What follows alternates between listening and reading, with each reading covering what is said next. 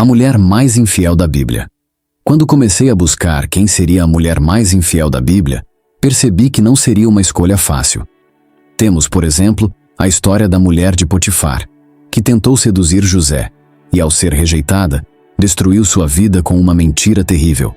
Temos Herodias, que trocou o marido pelo próprio cunhado, e como se isso não bastasse, ainda manipulou sua filha para que pedisse a cabeça de João Batista em uma bandeja. Temos Jezabel, uma mulher tão perversa que não apenas arruinou o próprio marido, como também conduziu todo um reino à idolatria e à destruição. E ainda assim, nenhuma dessas mulheres leva o desonroso título de mais infiel. A campeã dessa trágica história é Gomer, a esposa do profeta Oséias. Sua traição não apenas partiu o coração do marido fiel, mas também simbolizou a infidelidade de um povo inteiro para com Deus. Imagine chegar em casa e encontrar sua esposa nos braços de outros homens. E não era um erro, não era algo que aconteceu uma única vez, era uma escolha. Gomer não apenas traía Oséias, ela vivia como se ele nunca tivesse existido. O profeta, humilhado e traído, olhava para aquele cenário devastador e tinha uma decisão a tomar: abandoná-la para sempre ou cumprir o que Deus havia ordenado, mesmo que isso destruísse o pouco que restava de sua dignidade. Essa é a história da mulher mais infiel da Bíblia, uma história de traição, dor e um amor que desafia toda a lógica humana. O que aconteceu com Gomer vai te surpreender e talvez te fazer olhar para dentro de si mesmo de um jeito que nunca imaginou. Ao final, você descobrirá o que essa história tem a ver com você. O mundo de Gomer, irmão. Para compreendermos a história de Gomer e o que a torna tão única e chocante, precisamos voltar no tempo e mergulhar no cenário em que ela vivia. Acredite, o mundo de Gomer não era nada fácil. Era uma época marcada por divisão, idolatria e uma corrupção que contaminava até os menores detalhes da vida cotidiana. Depois da morte do rei Salomão, aquele que ficou famoso por sua sabedoria, o reino de Israel se dividiu em dois. Ao norte ficou o reino de Israel, com Samaria como capital. Ao sul, o reino de Judá, com Jerusalém. Essa divisão foi muito mais do que política. Foi uma ruptura espiritual. Enquanto Judá, no sul, ainda mantinha alguma conexão com o templo de Deus em Jerusalém, o norte se perdeu em um mar de idolatria.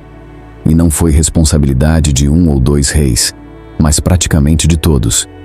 Os reis do norte fizeram questão de afastar o povo do Senhor.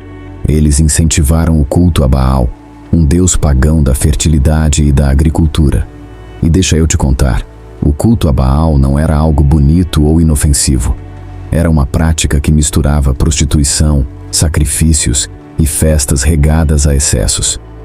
As pessoas acreditavam que, ao encenar relações sexuais nos templos, estavam ajudando Baal a fertilizar a terra. Jovens, muitas vezes crianças, eram oferecidas pelos próprios pais para servirem como prostitutas nesses templos. Sim, irmão, essa era a realidade. Você consegue imaginar famílias entregando suas filhas para um ciclo de abuso? Tudo em nome de um falso Deus.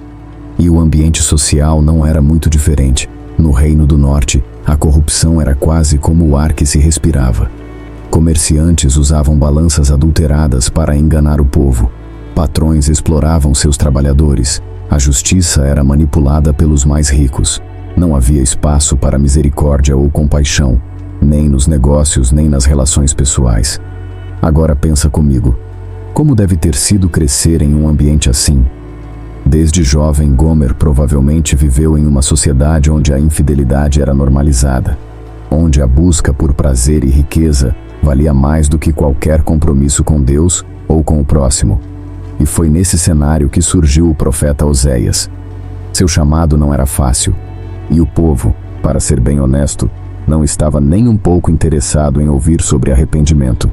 Mas sabe o que é mais? A dor de Deus e o mistério de Gomer é chocante.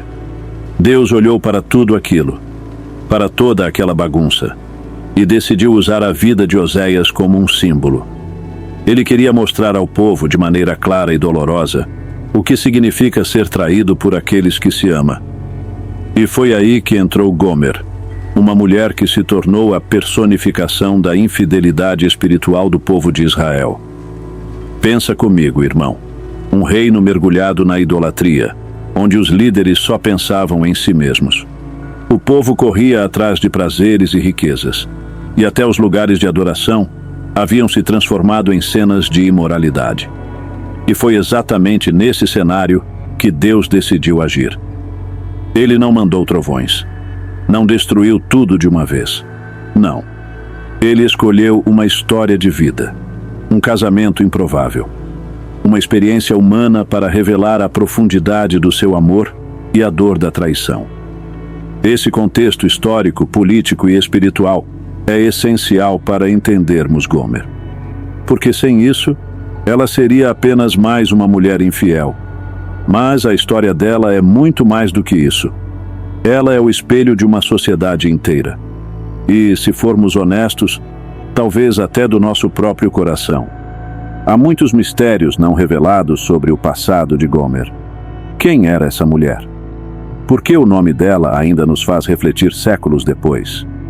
E, acima de tudo, por que Deus a escolheu para um papel tão simbólico e controverso?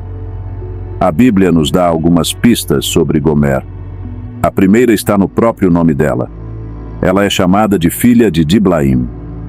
À primeira vista, isso pode parecer apenas um detalhe. Mas, naquela época, o status social de alguém estava diretamente ligado à sua filiação. Ter o nome do pai mencionado era um sinal de reconhecimento e respeito. Prostitutas ou mulheres conhecidas por suas infidelidades não costumavam ter esse privilégio. Elas eram vistas como indignas, perdendo até o direito de serem identificadas por sua família. Então, o fato de Gomer ser chamada de filha de Diblaim nos faz pensar: como ela foi de alguém respeitada o suficiente para ser lembrada pelo nome da família, a se tornar um símbolo de traição? É aqui que começamos a ver o mistério por trás da vida de Gomer. Há quem diga que ela já era prostituta antes de se casar com Oséias. Naquela época, como você viu no capítulo anterior, o culto a Baal envolvia práticas terríveis. Jovens eram oferecidas pelos próprios pais para se tornarem prostitutas nos templos, tudo em nome da religião. O dinheiro que elas recebiam pelas relações não ficava com elas, ia para sustentar os templos pagãos. Você consegue imaginar o que seria crescer nesse tipo de ambiente? Onde sua própria família via seu corpo como uma ferramenta para agradar deuses falsos. Mas outros estudiosos defendem que Gomer não começou sua vida assim. Eles acreditam que ela era uma mulher comum, que entrou no casamento com Oséias como qualquer outra esposa, mas que com o tempo foi seduzida pela promessa de presentes, status e prazeres que seus amantes lhe ofereciam. Nesse caso, a traição dela seria ainda mais dolorosa, pois seria uma escolha deliberada, não algo imposto desde a infância. E você, o que acha? Gomer já carregava esse passado antes de Oséias, ou se perdeu no meio do caminho? Eu acredito na primeira hipótese, que Gomer já era prostituta antes do casamento. E embora isso possa parecer estranho, faz sentido dentro do propósito de Deus. O Senhor queria que Oséias sentisse na pele o que ele mesmo sentia. Assim como Gomer não foi fiel a Oséias, Israel também não foi fiel a Deus. Mas perceba, irmão, a profundidade disso. Deus não escolheu um simbolismo leve ou fácil. Ele usou a dor mais pessoal e devastadora para que o profeta compreendesse e transmitisse a mensagem divina. E esse detalhe me deixa curioso. Como deve ter sido para Gomer entrar em um casamento sabendo que sua história e reputação já eram conhecidas? Será que ela acreditou, nem que fosse por um instante, que poderia mudar e recomeçar? Ou será que ela viu em Oséias apenas uma ousadia divina? A história de Oséias e Gomer. Uma oportunidade para escapar de uma vida de abusos e humilhações. O mais incrível é que a história de Gomer não para por aí. Deus pediu a Oséias algo tão ousado e incompreensível. Mas por que afinal Deus ordenaria que um homem de Deus se casasse com alguém como Gomer? O que ele queria nos ensinar com essa união tão improvável? Irmão, tente se colocar no lugar de Oséias por um instante. Um homem chamado por Deus para ser seu porta-voz, um profeta. Alguém que vivia para anunciar a vontade divina. Um dia Deus fala com ele e, em vez de lhe dar uma missão de pregação ou liderança, ordena algo que deve ter soado absurdo. Vai, casa-te com uma mulher prostituta e tenha com ela filhos de prostituição. Como assim, Senhor? O coração de Oséias deve ter sido tomado por confusão e angústia. Afinal, o que Deus estava pedindo não fazia sentido. Para um homem justo, casar-se com uma mulher que simbolizava infidelidade era, no mínimo, algo incomum. Mas era mais do que isso. Era um chamado para viver, na própria carne, a mensagem que Deus queria transmitir a Israel. Deus queria mostrar ao povo, por meio do casamento de Oséias e Gomer, o que ele próprio vivia diariamente com Israel. Assim como Gomer seria infiel a Oséias, o povo de Israel era infiel a Deus. Israel havia trocado o verdadeiro Deus por ídolos, buscado deuses estrangeiros como Baal e violado a aliança que o Senhor havia feito com eles. Irmão, o casamento de Oséias não era apenas um gesto simbólico. Era uma dramatização viva do sofrimento de Deus por causa da infidelidade de seu povo. Agora pense comigo. O que você faria no lugar de Oséias? Seria capaz de aceitar algo tão radical? Talvez você esteja pensando, mas por que Deus faria isso? A resposta está no coração do próprio Deus. Ele queria que Oséias não apenas proclamasse a dor divina, mas que a sentisse profundamente. O chamado de Oséias não era apenas falar ao povo, mas viver uma vida que fosse um reflexo exato do relacionamento de Deus com Israel. E não é curioso que essa ordem divina nos lembre do que Deus pediu a Abraão quando ordenou que ele sacrificasse Isaque? Parecia algo completamente contrário à promessa que Deus havia feito. Mas o propósito não era o sacrifício em si. Deus queria revelar algo mais profundo, sua fidelidade e providência. Aqui com Oséias, o pedido também parecia impossível de aceitar. Casar-se com uma mulher de reputação tão questionável não era apenas um sacrifício emocional, mas também social. Imagine o que as pessoas ao redor disseram sobre ele. O profeta de Deus casando-se com uma mulher assim? Que tipo de homem é? Mas Deus sabia exatamente o que estava fazendo. Ele usou o casamento de Oséias para dar uma mensagem clara. Israel não era fiel. Assim como Gomer, o povo corria atrás de outros amantes, os falsos deuses, os prazeres do mundo, as riquezas que achavam que Baal podia proporcionar. E Deus, assim como Oséias, não desistia. Mesmo traído, ele continuava amando. E sabe o que mais me intriga, irmão? Deus sabia o que aconteceria. Ele sabia que Gomer seria infiel, assim como sabia que Israel continuaria a adorá-lo com os lábios, enquanto seus corações buscavam outros deuses. Mesmo assim, Deus escolheu amar. Escolheu persistir. Esse é o tipo de amor que vai além da lógica humana. E se você acha que o pedido de Deus a Oséias já foi extremo, espere até vermos o que aconteceu mais tarde. Gomer colocou tudo em risco, e Oséias foi colocado diante de uma escolha que desafiava completamente a dignidade humana. Irmão, se casar com Gomer já era um ato que desafiava toda a lógica humana. O próximo passo na vida de Oséias foi ainda mais impactante. Quando os filhos começaram a nascer, Deus ordenou que cada um deles recebesse um nome que carregava uma mensagem profética. Mensagens que soavam como sentenças ao povo de Israel.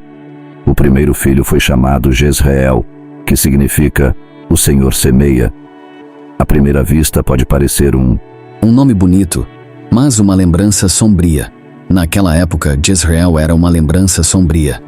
Era o vale onde grandes tragédias aconteceram, onde o sangue foi derramado em batalhas e onde Israel enfrentou as consequências de sua idolatria e violência. Cada vez que o nome de Jezreel era dito, O povo era confrontado com a memória do julgamento de Deus. Deus estava dizendo: eu semeei neste vale, mas agora colherei a destruição. Depois veio Lo-ruama, uma menina cujo nome significa sem misericórdia. Irmão, você consegue imaginar isso?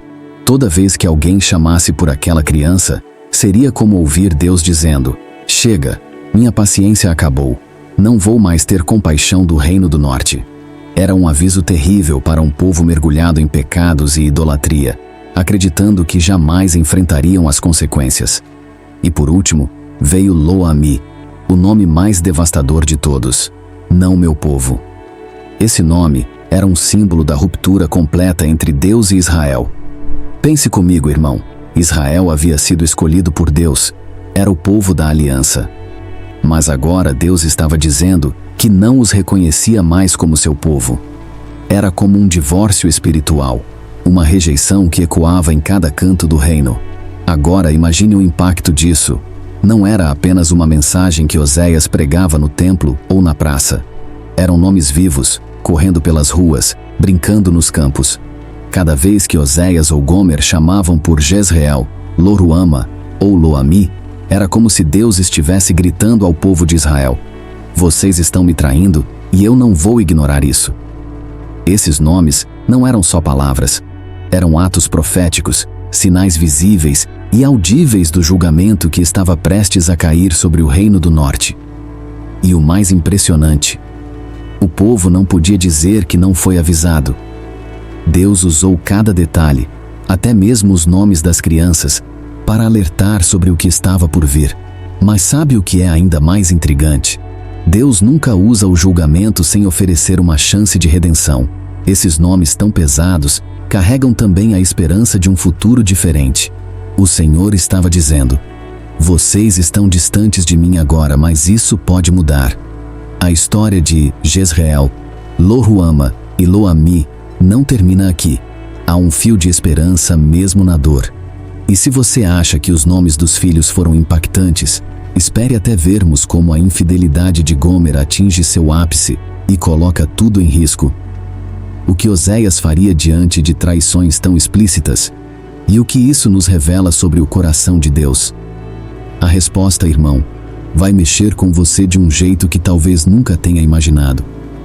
O amor que desafia toda lógica, irmão. A vida de Oséias não foi apenas difícil. Foi um testemunho vivo da traição e do sofrimento que Deus sentia pelo seu povo. Tudo começou com o casamento improvável com Gomer. Mas a história logo se tornou ainda mais sombria. Gomer não só carregava um passado difícil. Mesmo depois de casada, ela escolheu o caminho da infidelidade, rejeitando o amor genuíno que Oséias lhe oferecia.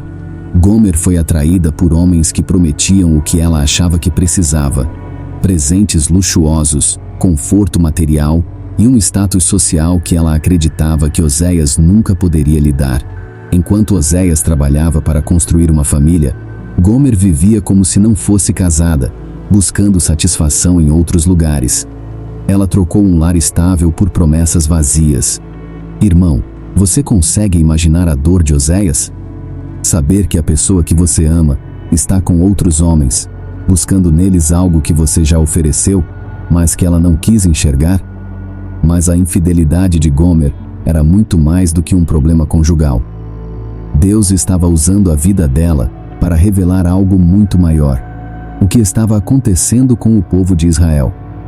Assim como Gomer corria atrás de amantes que lhe davam presentes, Israel corria atrás de deuses falsos que prometiam prosperidade e fertilidade.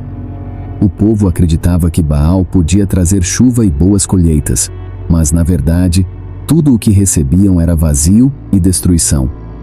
Deus havia dado tudo a Israel: proteção, terra, alimento. Mas o povo, como Gomer, ignorava isso e buscava o que parecia mais brilhante e atraente. E sabe o que é mais doloroso, irmão? Os homens que prometiam tudo a Gomer acabaram desprezando-a. No começo, ela era desejada, procurada, recebendo presentes.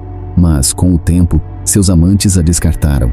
Ela foi deixada sem nada, ao ponto mais baixo que uma pessoa podia alcançar, sendo vendida como escrava. Imagine a humilhação. Gomer, que um dia era reconhecida como a esposa de um profeta, agora estava em um mercado, sendo leiloada como se fosse um objeto qualquer. E enquanto isso, Oséias, como ele reagiu ao ver a mulher que havia amado se destruir dessa maneira? Ele sabia desde o começo o que estava por vir. Deus já o havia avisado, e ainda assim, ele permaneceu. Continuou sendo o símbolo do amor de Deus por um povo que parecia não merecer esse amor. Mas aqui está o ponto que me faz pensar, irmão. E se fôssemos nós no lugar de Gomer? Quantas vezes buscamos amante,